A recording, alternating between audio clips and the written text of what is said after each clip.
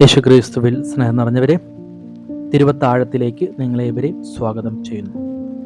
പെസഹാകാലം 5-ാമത്തെ ആഴ്ച, ശനിയാഴ്ച.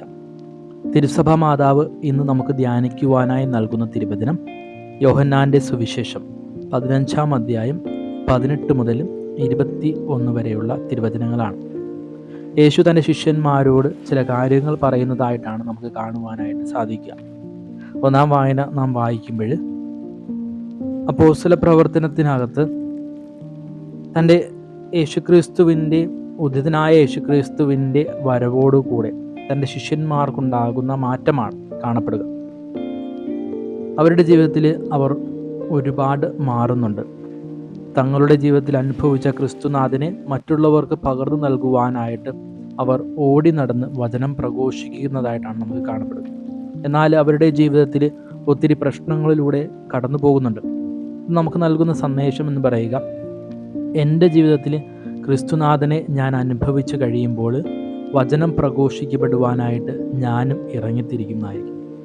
അങ്ങനെ ഇറങ്ങിത്തിരിക്കുന്നതിൻ്റെ ഭാഗമായിട്ട് എൻ്റെ ജീവിതത്തിൽ പല പ്രലോഭനങ്ങളും പല അപകടങ്ങളും എന്നിലേക്ക് കടന്നു വരുന്നതായിട്ട് കാണപ്പെടുന്നുണ്ട്.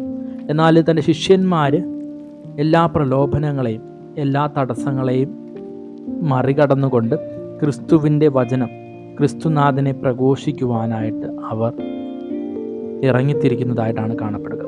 നമ്മുടെയൊക്കെ ജീവിതത്തിലും അതുപോലെ തന്നെ ശിഷ്യന്മാരെ പോലെ വചനം പ്രഘോഷിക്കുവാനായിട്ട് നമ്മുടെയൊക്കെ ഓരോരുത്തരുടെയും ഭവനങ്ങളിൽ പല പ്രശ്നങ്ങളുണ്ടായാൽ പോലും വചനം പ്രഘോഷിക്കപ്പെടുവാനായിട്ട് നമ്മൾ മനസ്സിലാക്കിയ, നമ്മൾ അനുഭവിച്ച ക്രിസ്തുനാഥനെ ഒരാൾക്കു കൂടെ പകർന്നു നൽകുവാനായിട്ട് നമുക്ക് സാധിക്കുക എന്നതാണ് ഏറ്റവും വലിയൊരു നന്മ എന്ന് പറയുക.